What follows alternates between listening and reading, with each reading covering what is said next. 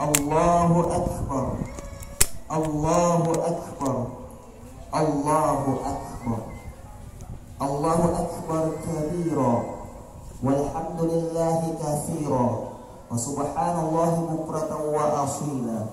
La ilaha illallah wallahu akbar, Allahu akbar, walillahil hamd. Alhamdulillah, alhamdulillahi rabbil alamin. Asyhadu an la ilaha illallah wahdahu la syarika lah, wa asyhadu anna Muhammadan abduhu wa rasuluh. Allahumma shalli wa sallim ala sayyidina Muhammad wa ala ali sayyidina Muhammad. Fa ya ibadallah, usikum wa nafsi bi taqwallah wa ta'atihi la'allakum tuflihun. Qala ta'ala fil Qur'anil Karim, ya ayyuhalladzina amanu taqullaha haqqa tuqatih wa la tamutunna illa wa antum muslimun. Wa qala aidan, inna a'tainakal kautsar fasholli li rabbika wanhar. Shadaqallahul azim. Sidang jamaah salat Idul Adha yang insyaallah senantiasa dirahmati dimuliakan oleh Allah Subhanahu wa taala. Di pagi hari yang cerah ini, jutaan umat manusia, umat Islam di berbagai penjuru dunia mengumandangkan takbir dan tahlil seraya memohon kepada Allah Subhanahu wa taala bahwasanya kita sebagai hambanya tidak ada daya, tidak ada kekuatan melainkan atas izin Allah Subhanahu wa taala. Tentunya di pagi hari yang cerah ini pula kita telah melaksanakan hari raya Idul Kurban dengan membesarkan serta memuji Allah Subhanahu wa taala sebagai manusia, sebagai wujud rasa syukur kepada Allah Subhanahu wa taala. Allah mengatakan, inna a'tainakal kautsar. Sesungguhnya kami telah memberi nikmat yang banyak kepadamu, kata Allah. Fasholli, maka dirikanlah sholat karena Tuhanmu, wanhar, dan berkurbanlah. Allahu akbar, Allahu akbar, Allahu akbar, walillahil hamd. Di pagi hari ini pula kita merasakan kebahagiaan karena hari raya identik dengan kebahagiaan, yang dimana kita berkumpul dengan sanak saudara, bersilaturahim, bermakan bersama dan lain sebagainya. Mungkin di antara kita hari raya tahun ini ada di antara kita yang berbeda, karena mungkin tahun sebelumnya kita masih bersama dengan ayah, kita masih bersama dengan ibu. Mungkin tahun sebelumnya kita masih bersama dengan suami kita, dengan istri kita, anak-anak kita, saudara-saudara kita. Akan tetapi untuk tahun ini mereka sudah tidak bersama dengan kita, dikarenakan sudah diambil oleh yang punya, yaitu Allah Subhanahu wa ta'ala. Maka oleh itu di hari raya hari ini, bagaimana kita sucikan hati, hilangkan yang namanya rasa iri, hilangkan yang namanya kedengkian, hilangkan yang namanya kebencian, agar kita beribadah khusyuk semata-mata karena Allah Subhanahu wa taala. Allahu akbar, Allahu akbar, Allahu akbar, walillahil hamd. Insyaallah pada pagi hari ini kami akan menyampaikan judul khutbah, yakni mengambil teladan dari kisah Nabi Ibrahim dan Ismail alaihissalam agar kita bisa merealisasikan dalam kehidupan kita.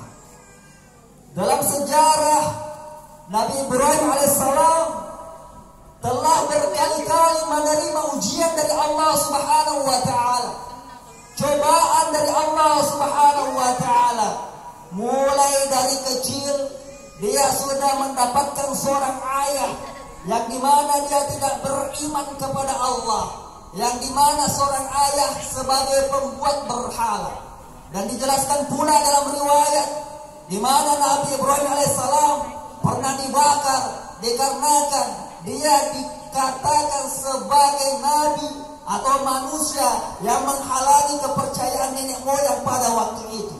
Bahkan cobaan yang besar Nabi Ibrahim alaihissalam di usia 86 tahun baru dia memiliki seorang anak, yang dimana untuk usia hari ini itu adalah usia yang sangat tua. Akan tetapi dengan penantian yang begitu lama, penantian yang sangat lama, maka datang wahyu melalui mimpi. Maka Allah Subhanahu wa ta'ala menyuruh Nabi Ibrahim alaihissalam untuk menyembelih putranya yang tercinta, Nabi Ismail alaihissalam. Maka disitulah ujian yang besar bagi Nabi Ibrahim. Lamanya dia menanti, puluhan tahun dia menanti. Di saat dia lagi bahagianya memiliki seorang anak, yang dimana masih usia perkiraan 7 sampai 6 tahun atau 7 tahun. Akan tetapi ada wahyu perintah untuk menyembelih anaknya melalui mimpi. Di satu sisi Nabi Ibrahim alaihissalam merasakan kebahagiaan karena ini merupakan perintah dari Allah sebagai wujud ketakwaan. Tapi di satu sisi dia harus menyembelih anaknya. Orang tua mana yang rela kalau anak itu disembelih dengan tangan kita sendiri? Maka itulah cobaan yang sangat luar biasa yang didapati oleh Nabi Ibrahim alaihissalam. Maka apa yang terjadi? Karena ini merupakan perintah dari Allah, maka Nabi Ibrahim mengajak anaknya. Ketika dia mengajak anaknya menyampaikan, "Wahai anakku, aku sayang kepadamu, aku cinta kepadamu, akan tetapi aku diperintahkan untuk menyembelihmu. Maka apa pendapatmu?" Sampai-sampai itu dicatat dalam Al-Quran. "Falamma balagha ma'hu sa'ya, qala ya bunayya inni ara fil manam anni asbahuka fanzur maza tara." Qala ya abati fa'al ma tu'maru satajiduni insyaallahu minas sabirin. Maka ketika anak itu sampai pada usianya, yaitu umur sanggup, berusaha bersamanya dengan Ibrahim alaihissalam dan berkata, "Wahai anakku, sesungguhnya aku bermimpi menyembelihmu. Maka pikirkanlah bagaimana pendapatmu." Ismail menjawab, "Wahai ayahku, lakukanlah apa yang diperintahkan kepadamu. Insya Allah kamu akan mendapatiku termasuk orang-orang yang sabar." As-Saffat ayat 102. Allahu Akbar, Allahu Akbar, Allahu Akbar, walillahil hamd. Mendengar perkataan anaknya sungguh sedih sekaligus bersyukur karena anaknya berbakti kepada Allah dan berbakti kepada orang tuanya. Maka apa kata Ibrahim alaihissalam? "Apakah kamu siap wahai anakku?" "Saya siap wahai ayahku. Tapi sebelum kamu menyembelih aku, sebelum kamu memotong aku minta 3 permohonan wahai ayahku." Maka Ibrahim mengatakan, "Apa permohonanmu wahai anakku? Apa permintaanmu wahai anakku?" "Wahai ayahku, ketika nanti aku disembelih, ketika nanti aku dipotong, tolong kamu ikat tanganku, ikat kakiku, supaya ketika aku nanti disembelih aku tidak berteriak, aku tidak meronta-ronta, supaya aku tidak banyak bergerak. Yang kedua, wahai ayahku, ketika nanti engkau akan menyembelih aku, tolong tajamkan pisaumu, asah pisaumu, jangan sampai pisaumu tumpul akan menyakiti aku. Ketika pisaumu tajam, maka akan cepat proses kematianku. Yang ketiga, wahai ayahku, ketika nanti aku sudah mati, ketika nanti aku sudah disembelih, maka tolong pakaian yang terakhir yang aku kenakan, bawakan kepada ibuku sebagai kenang-kenangan bahwasanya aku cinta dia, bahwasanya aku sayang dia, aku selalu merindukan dia, wahai ayahku." Masya Allah, mendengar penuturan itu Ibrahim menangis. Kenapa? Dia mendapatkan anak yang soleh, yang berbakti kepada Allah dan berbakti kepada orang tuanya. Dia rela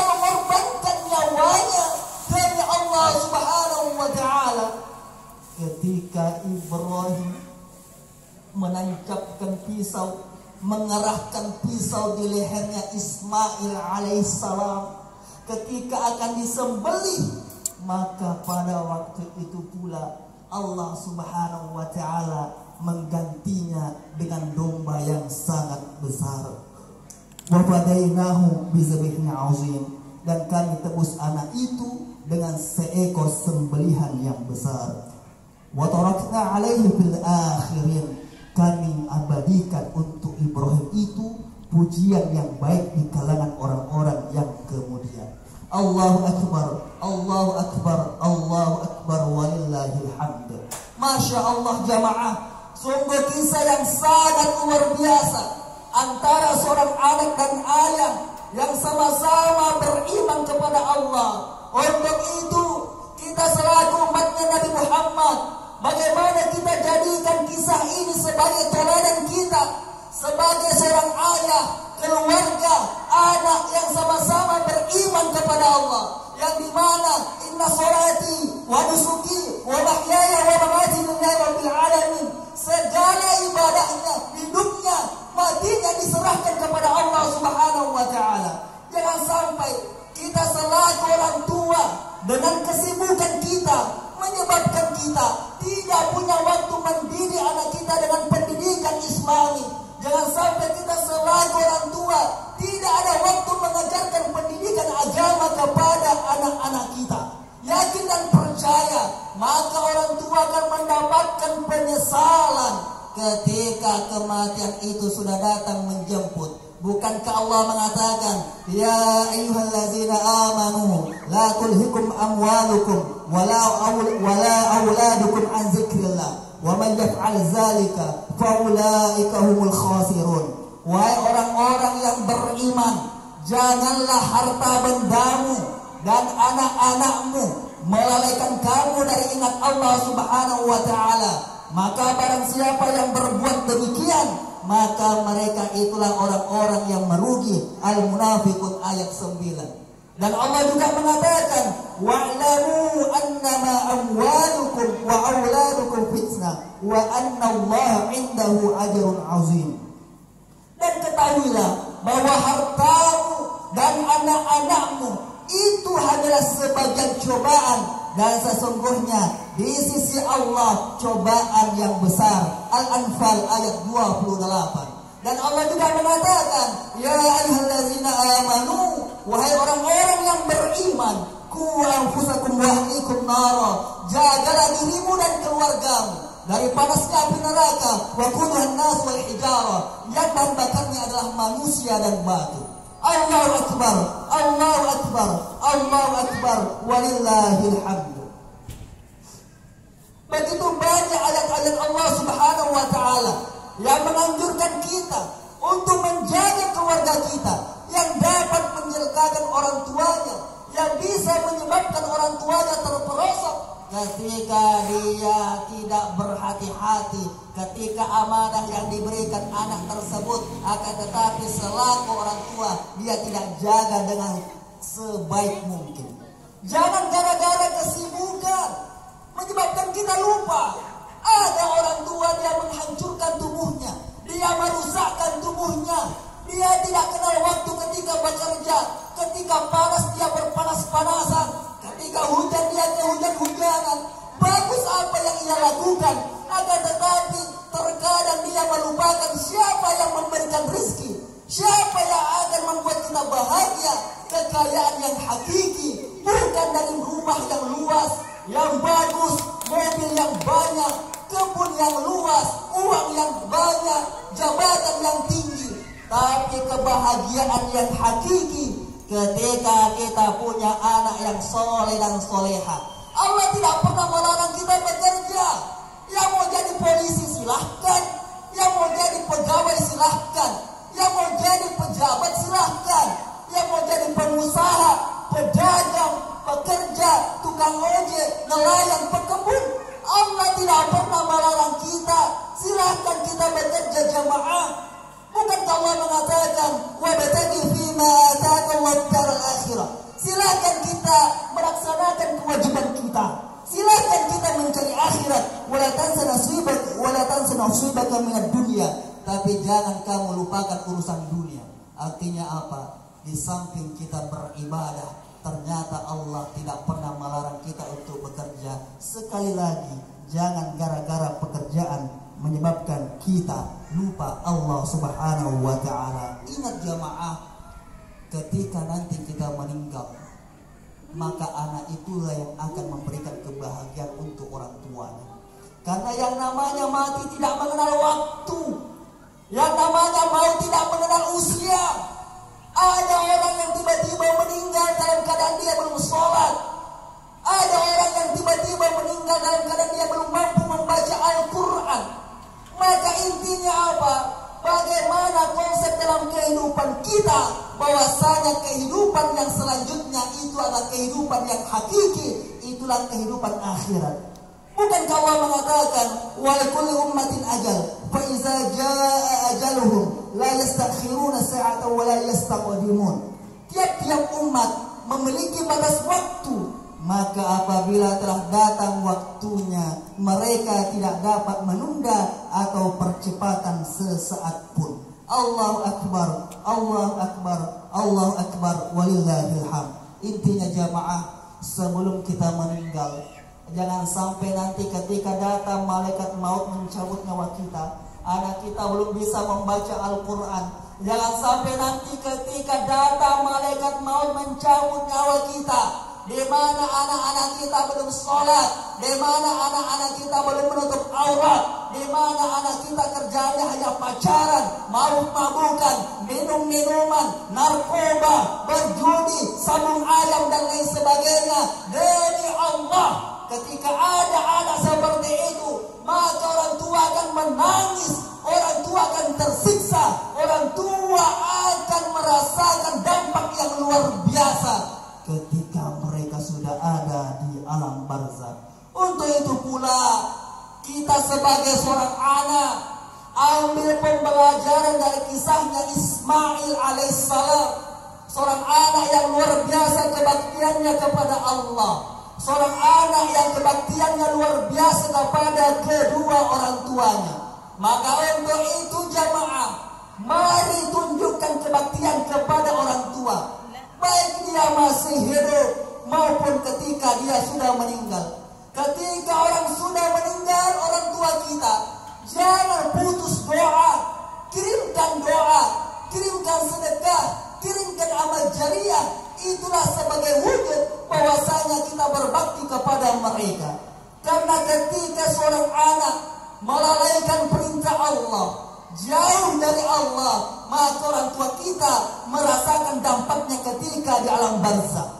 Bersyukurlah kita yang masih punya orang tua, yang orang tuanya masih komplit, masih hidup, maka berbaktilah selama mereka masih ada. Karena apabila salah satu di antara keduanya sudah tiada, apakah ibu kita mati, apakah orang tua kita mati duluan, yakin dengan saya yakin-yakinnya, meskipun kita menangis siang dan malam, menyesali perbuatan yang kita lakukan, sampai-sampai mengatakan, ya Allah kembalikan ayahku ya Allah, aku ingin berbakti kepadanya ya Allah, kembalikan ibuku ya Allah, aku ingin berbakti kepadanya ya Allah, yakin dengan saya yakin-yakinnya, maka sudah tidak ada kesempatan jamaah, karena mereka sudah diambil oleh Allah Subhanahu wa ta'ala. Intinya, ketika orang tua kita masih hidup, pintu surga masih terbuka lebar selebar-lebarnya. Tapi ketika ayah kita sudah meninggal, maka pintu surga sisa setengah.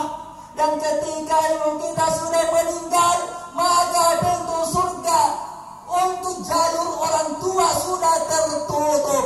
Maka selama orang tua kita masih ada, jangan kita sia-siakan mereka. Allahu Akbar, Allahu Akbar, Allahu Akbar, walillahil hamd. Terkadang ada seorang anak, dia tidak tahu diri. Orang tua kita rela berkorban untuk anaknya. Orang tua, satu ibu mampu mengurus 10 anak, tapi 10 anak belum mampu mengurus satu orang tua.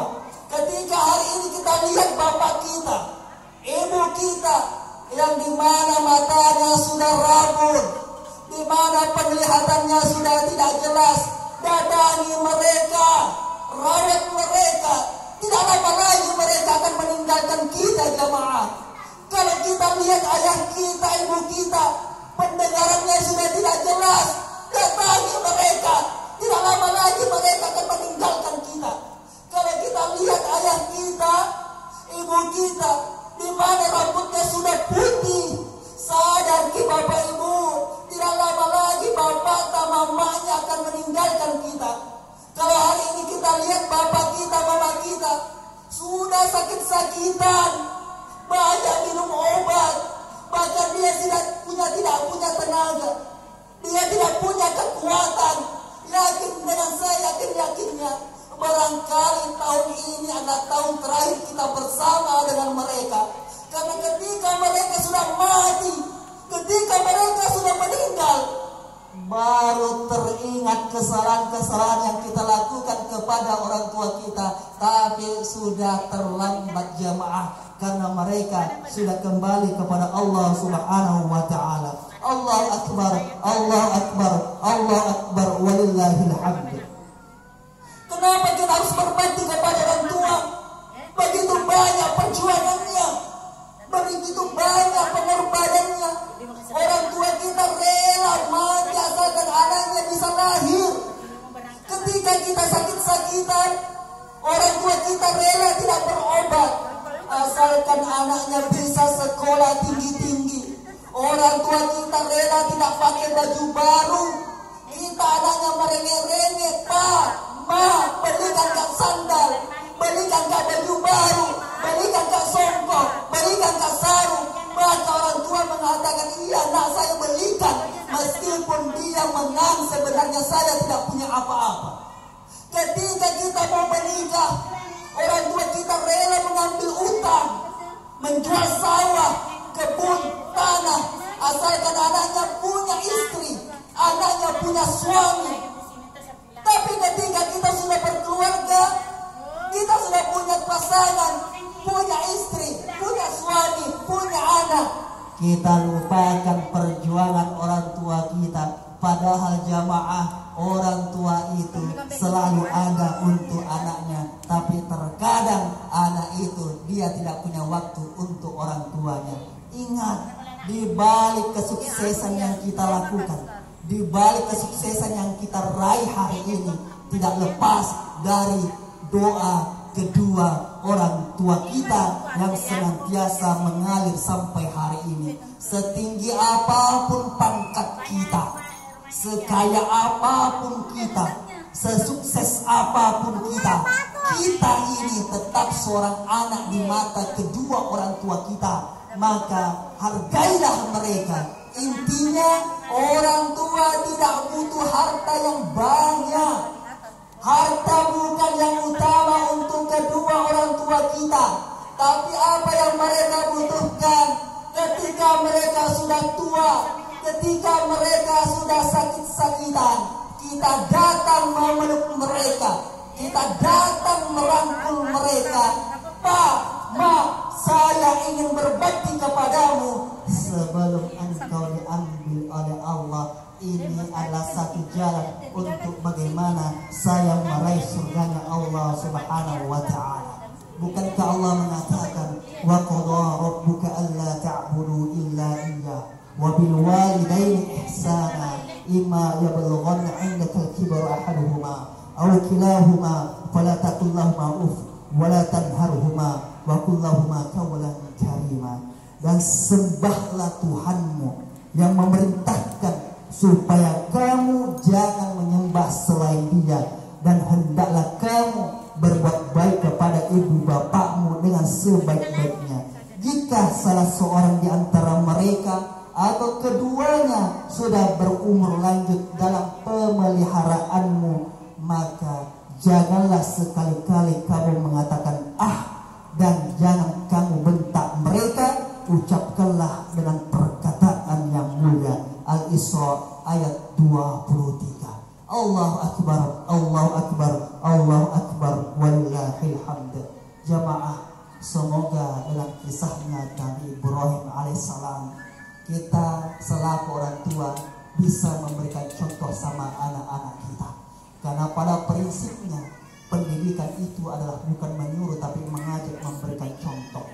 Jangan kita harapkan akan mendapatkan anak seperti Ismail kalau orang tuanya tidak sholat, orang tuanya tidak membaca Al-Quran, orang tuanya tidak melakukan kebaikan, maka jauh anak itu dari tabiatnya seperti Ismail alaihissalam. Barakallahu li wa lakum fil Qur'an azim wa nafa'ni wa iyyakum bima fihi minal ayati wa zikril hakim wa taqabbala minni wa minkum tilawatahu innahu was samiul alim.